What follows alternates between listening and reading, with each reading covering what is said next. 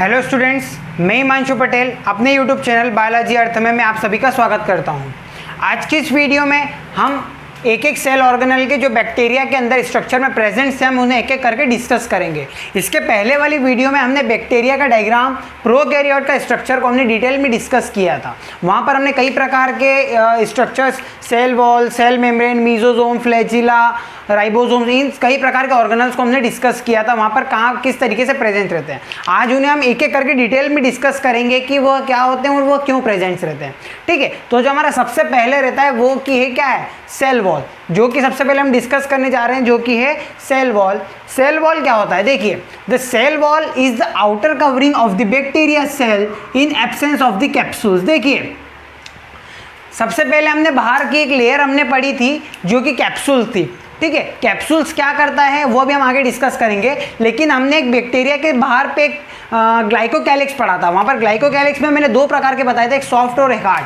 ठीक है, जो कि हार्ड वाला था उसको हमने क्या बोला था, कैप्सूल, जो कि कैप्सूल प्रेजेंट रहता है। अगर उस सेल्स में या उस बैक्टीरिया में कैप्सूल प्रेजेंट नहीं है तो क्या प्रेजेंट रहेगा, सेल वॉल। उसके बाद क्या प्रेजेंट रहती है, सेल वॉल प्रेजेंट थी। तो अगर कैप्सूल्स प्रेजेंट नहीं है तो उसके बाद क्या प्रेजेंट रहेगी, तो cell wall. Cell wall is the outer covering of the bacteria in the absence of the capsules.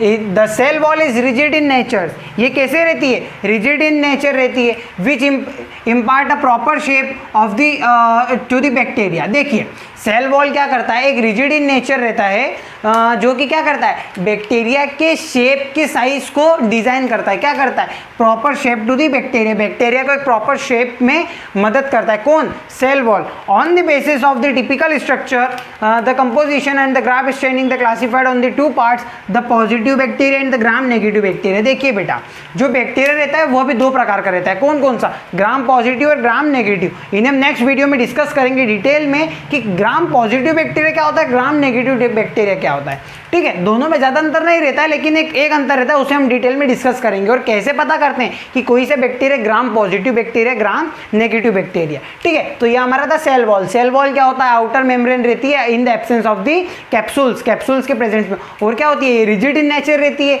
और ये क्या करती है, प्रॉपर शेप प्रोवाइड करवाती है, किसको, बैक्टीरिया को। अब हमारा अगला पार्ट आता है जो कि है सेल मेम्ब्रेन। सेल मेम्ब्रेन क्या करती है, the cell membrane is a thin membrane beyond the cell wall, a membrane of the covering. अब सेल वॉल के अंदर क्या प्रेजेंट रहती है, सेल मेम्ब्रेन प्रेजेंट रहती। क्या प्रेजेंट थी, सेल मेम्ब्रेन प्रेजेंट थी। तो इसे क्या बोलेंगे, the cell membrane is a thin membrane. यह एक थिन मेम्ब्रेन है जो कि प्रेजेंट रहती है सेल वॉल के अंदर, जो कि मेम्ब्रेन को क्या करती है, कवर करती है। क्या करती है, कवर करती है। It is an cytoplasmic membrane. इसको हम क्या बोलते हैं, साइटोप्लाज्मिक मेम्ब्रेन भी बोलते हैं।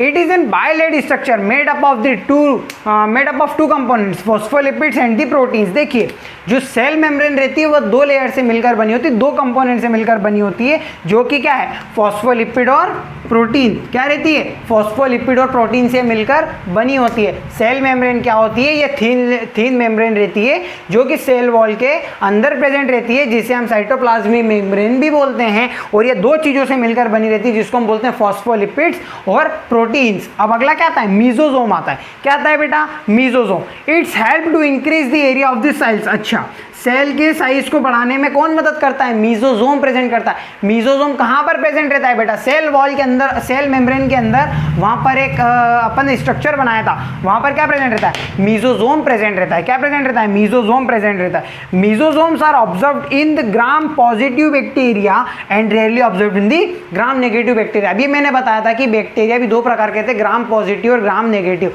तो जो मीजोजोम रहते हैं वो ग्राम पॉजिटिव बैक्टीरिया में पाए जाते हैं, लेकिन नेगेटिव में कैसे रहते हैं, रेयरली, कभी कभी मिल सकता है। ठीक है, on the basis of the location of the mesosome there are two types of central mesosomes and the peripheral mesosomes. Mesosomes की लोकेशन के हिसाब से उनका नाम भी चेंज हो जाता है। अगर सेंट्रल में है तो mesosome, central mesosome. Peripheral mesosome मतलब कहीं पर भी प्रेजेंट है, बाउंड्री पर प्रेजेंट है, तो उसको हम क्या बोलेंगे, पेरिफेरल मीजोजोम्स। तो मीजोजोम क्या करता है, इंक्रीज करता है एरिया ऑफ दी साइज को। ग्राम पॉजिटिव में प्रेजेंट रहते हैं, ग्राम नेगेटिव में रेयरली प्रेजेंट रहते हैं। ठीक है, दो प्रकार के रहते हैं, सेंट्रल मीजोजोम और पेरिफेरल मीजोजोम्स। अब हम डिस्कस करते हैं कि कैप्सूल्स क्या रहता है। ठीक है, सेल वॉल के पहले भी कैप्सूल प्रेजेंट रहता है। The outermost and the slimy gummy coated surrounded the cell wall is known as capsules. The outer slimy मतलब एक चिपचिपे वाली एक लेयर प्रेजेंट रहती है, किसके बाहर, सेल वॉल के बाहर भी एक लेयर प्रेजेंट रहती है, तो उसको हम क्या बोलते हैं, कैप्सूल्स। ये क्या करती है, it act as the protective covering. ये क्या करती है, बैक्टीरिया को प्रोटेक्टिव मतलब क्या करती है, प्रोटेक्शन प्रोवाइड करवाती है। The bacteria having the capsule, ऐसे बैक्टीरिया जिनके पास कैप्सूल्स प्रेजेंट रहते हैं उनको हम क्या बोलते हैं, कैप्सुलेटेड बैक्टीरिया। और जिनके पास प्रेजेंट नहीं रहते हैं उनको क्या बोलते हैं, non capsulated bacteria. On the basis of the thickness, capsules भी दो प्रकार के रहते हैं बेटा, मैक्रो कैप्सूल और माइक्रो कैप्सूल्स। क्या क्या प्रेजेंट रहते हैं, मैक्रो कैप्सूल और माइक्रो कैप्सूल्स। मेनली कैप्सूल्स का काम यही होता है कि ये प्रोटेक्टिव सेक्स प्रोवाइड करवाते हैं, किसको, बैक्टीरिया को। यहाँ पर यह कहाँ पर प्रेजेंट रहते हैं, outer membrane of the beyond the cell wall, cell wall के भी ये बाहर प्रेजेंट रहते हैं। और ये दो प्रकार के रहते हैं, मैक्रो कैप्सूल और दी माइक्रो कैप्सूल्स। अब अपना नेक्स्ट आता है जो कि है फ्लैजिला। फ्लैजिला क्या करता है, flagella is the one of the most important locomotory organ, the microorganism which contain the flagella known as flagellated bacteria. Flagella is the important of the locomotory organ. locomotory organ मतलब एक ये ऐसा organ है जो कि किसी organism या किसी सेल्स को मूव करने में हेल्प करता है। ठीक है, क्या करता है, क्या करने में हेल्प करता है, मूव करने में हेल्प करता है, तो उसको हम क्या बोलते हैं, लोकोमोटरी ऑर्गन बोलते हैं।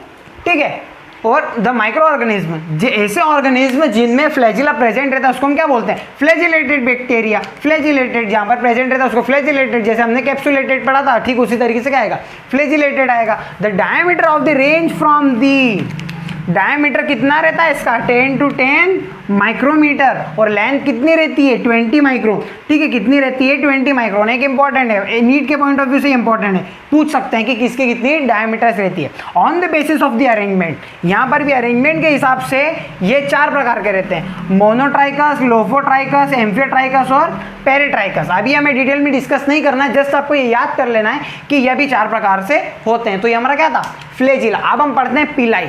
पिलाई क्या होता है बेटा, pili are the small and the thin and appendages of the surface of the bacteria.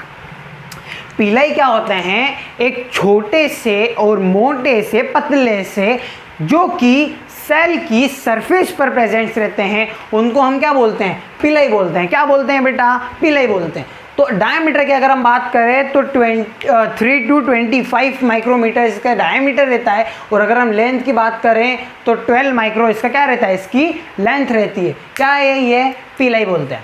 अगर हम बात करें न्यूक्लियर मटेरियल की, न्यूक्लियर मटेरियल क्या होता है, the bacterial cells are the prokaryote in the nature and its nuclear material is not enclosed in the nuclear material.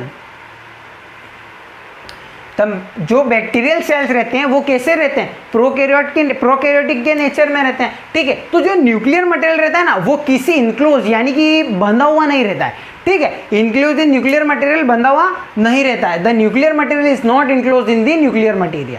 ठीक है, न्यूक्लियर मटेरियल ऐसा कुछ बाउंडेड नहीं रहता है, ठीक है, कि बंधा हुआ रहता है। ठीक है, the nuclear material of the bacteria is called nucleoid. ठीक है, जिसके पास न्यूक्लियर मटेरियल प्रेजेंट रहता है ऐसे बैक्टीरिया को हम क्या बोलते हैं, न्यूक्लियोइड प्रेजेंट रहता है। The nuclear material of the bacteria is long molecule of the DNA approximately 30 micron। कितना रहता है इसका मॉलिक्यूल कितना बड़ा रहता है, 30 micron. They have one copy of the chromosome known as haploid. देखिए न्यूक्लियर मटेरियल में लॉन्ग जो डीएनए प्रेजेंट रहता है जो कि कितना रहता है, 3000 माइक्रोन का रहता है। उसमें अंदर एक क्रोमोसोम्स की कॉपी भी रहती है जिसको हम क्या बोलते हैं, हैप्लॉइड बोलते हैं। क्या बोलते हैं बेटा, हैप्लॉइड बोलते हैं। जेनेटिक मटेरियल इसे भी बोल सकते हैं, न्यूक्लियर मटेरियल जेनेटिक मटेरियल दोनों सेम होता है। अगर राइबोसोम की बात करें तो टाइनी यूनिट्स रहती है, पहले भी बताया है, छोटी छोटी यूनिट्स प्रेजेंट रहती है जो कि कहाँ प्रेजेंट रहती है, साइटोप्लाज्म में कहीं पर भी प्रेजेंट रहती है। दो प्रकार के राइबोसोम्स रहते हैं, 70S और 80S। लेकिन बैक्टीरिया में कौन सा पाया जाता है, 70S पाया जाता है। इसका साइज कितना रहता है, 70 to 80 माइक्रोमीटर रहता है। ठीक है, अगर इसकी बात करें तो ये किस चीज़ से बना रहता है, 60% ऑफ RNA रहता है और 40% क्या रहता है, प्रोटीन रहता है। क्या रहता है बेटा, प्रोटीन रहता है। तो ठीक है, ये हमने एक एक करके इनके ऑर्गेनल को डिस्कस किया था। हम नेक्स्ट वीडियो में क्या करेंगे, जो ग्राम पॉजिटिव और ग्राम नेगेटिव को हम डिटेल में डिस्कस करेंगे। अगर आपको वीडियो पसंद आया हो तो वीडियो को लाइक कर दीजिए, चैनल को सब्सक्राइब कर दीजिए। मिलते हैं नेक्स्ट वीडियो में। जय हिंद, जय भारत।